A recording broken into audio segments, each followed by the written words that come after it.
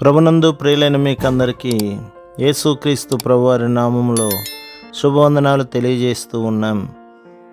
దైవజనులు బ్రదర్ భక్త సింగ్ గారి పరిచర్యలో నుండి అలసిన వారిని ఓరడించు మాటలు. మార్చి 18. వారు యేసుతో కూడా ఉండిన వారని గుర్తెరిగిరి. అపోస్తుల కార్యములు 4వ అధ్యాయం 13వ వచనం. గొర్రెపిల్ల రక్తములో కడగబడిన వారందరూ మచ్చ డాగు లేకయుందురు. పరలోకములోని దేవదూతలు కూడా వారిలో దోషమును కనుగొనలేరు. ఎంత గొప్ప రక్షణ, ఎంత గొప్ప రక్షకుడు! నీవు నిజముగా యేసుక్రీస్తు ప్రభువును నీ సొంత రక్షకునిగా అంగీకరించిన ఎడల దేవుని ఆత్మ నిన్ను ఎప్పటికీ తన వాణిగా చేసుకొని నీకు దైవ స్వభావమును అనుగ్రహించును.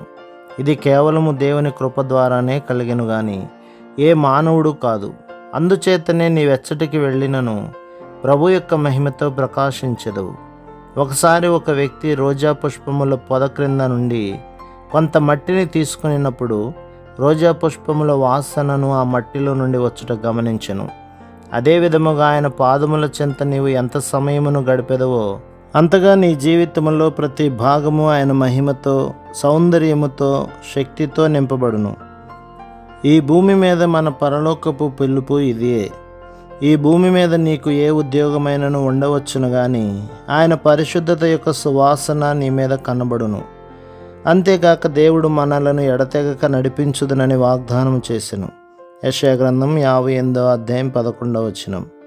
ఈ ఏర్పాటు ప్రతి విశ్వాసికి కలదు. పాత నిబంధనలో కేవలము ప్రధాన యాజకుడు మాత్రమే దేవుని మనస్సును గ్రహించగలిగేవాడు. కానీ ఇప్పుడు ప్రతి విశ్వాసికి ఆయన చిత్తమును తెలుసుకుని ఆధిక్యత కలదు.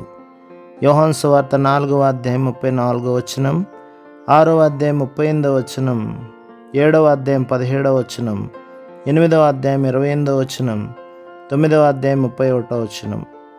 మనం ఆయన చిత్తము నెరిగి దాని ప్రకారం చేసిన ఎడల ఆయన ప్రేమానురాగములను మనం పొందగలము. మత్తయి సువార్త 12వ అధ్యాయం 50వ వచనం, మార్కు సువార్త 3వ అధ్యాయం 35వ వచనం, లూకా సువార్త 8వ అధ్యాయం 21వ వచనం. వ్యక్తిగత, కుటుంబ, సంఘ అవసరతలలో దేవుని చిత్తమును తెలుసుకున్నట్లు ఆయన దేవుని మనస్సును బయలుపరచగోరుచున్నాడు. అప్పుడు ఆయన పరిమళము మన ద్వారా ప్రవహించును. దేవుని నడిపింపు ద్వారా ప్రతి పరీక్షలో నీవు విజయము పొందగలవు. నీ కొరకు సముద్రములో త్రోవ కలుగు చేయవాడును, వడిగల జలములలో మార్గము కలుగు చేయవాడును ఆయనే. యెషయా గ్రంథం 43వ అధ్యాయం 16వ వచనం.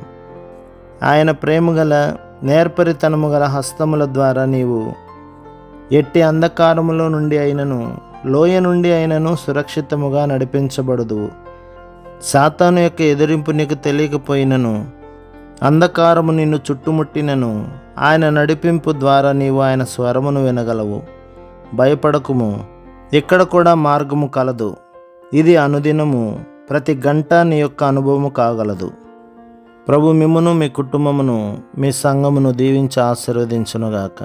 ఆమేన్.